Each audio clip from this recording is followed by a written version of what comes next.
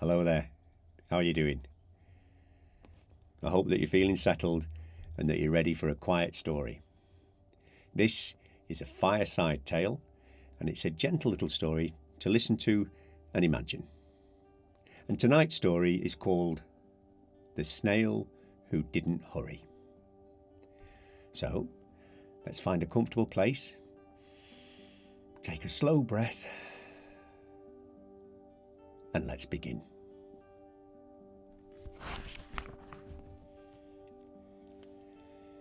After the rain, when the garden paths were still dark with water and the leaves held shining drops on their edges, two snails came out from under a flower pot.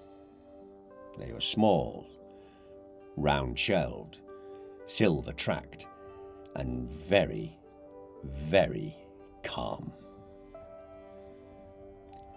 They didn't rush into the morning. They didn't dart through the grass. And they didn't race towards the lettuces or charge past the beans.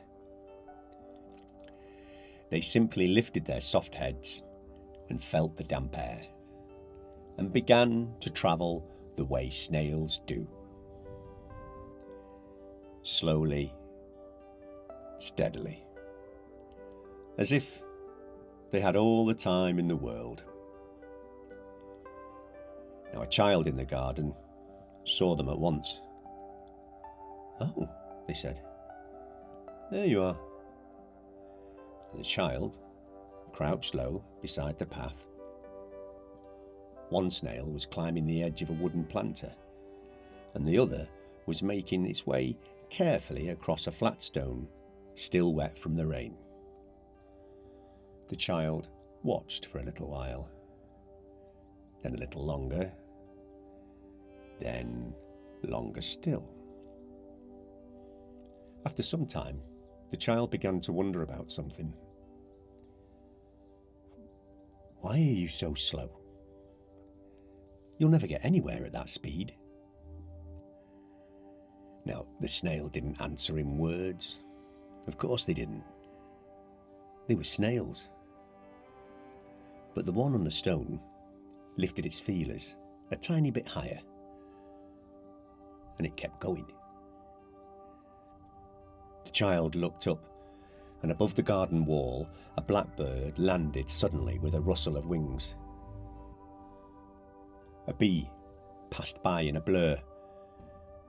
A leaf shook loose from a branch and spun down through the air, and everything seemed to move at once, fast here, quick there, fluttering, buzzing, tapping, turning. But not the snails. They went on in their own way. Slowly, steadily, carefully. The child put one finger on the path, not touching, just close enough to see. The snail's soft body moved forward without hurrying. Its shell rested lightly on its back. Its silver trail gleamed behind it like a tiny thread of moonlight left on the stone. The child smiled. It was so quiet, that movement. So small and so sure. Then the child noticed something else. The fast things in the garden kept stopping. The blackbird flew off, the bee vanished over the fence, and the leaf reached the ground and lay still. But the snails were still going. Not quickly, not grandly, and not in a way that shouted to be seen. But onward all the same. The child shifted round to watch the first snail climb the planter. At first, it seemed to be making no progress at all. Just a little shell on old wood. Just a soft creature halfway up the side. But when the child looked again, it was higher. Not much, but truly higher. said the child. "You get in there." The garden felt different now, quieter, wider, as if time itself had stretched out just a little, to make room for noticing.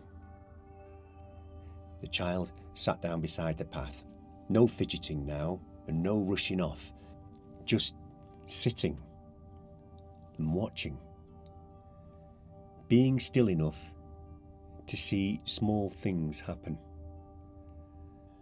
A raindrop slid from one leaf to another. A worm cast crumbled softly beside the border, and a tiny stem leaned back upright after the rain. And step by step, or rather glide by glide, the snails went on. It seemed to the child that the snails were teaching the garden how to be calm. Or perhaps it was the garden teaching the child. And after a while, the child spoke again. "I think," they said, "that maybe you don't hurry because you're already paying attention." One snail reached the top of the planter, and it paused there, its shell warm now in a small patch of sunlight. And the other had crossed the stone and was making its way into the grass. And both of them, without racing, without fussing, had gone exactly where they'd meant to. The child looked at the silver trails left behind, 2 shining lines, not straight, not fast, not bold, but clear. Proof that small journeys still count, even when they take their time. Then, from somewhere beyond the garden, a voice called out, "Come on, it's time to go!"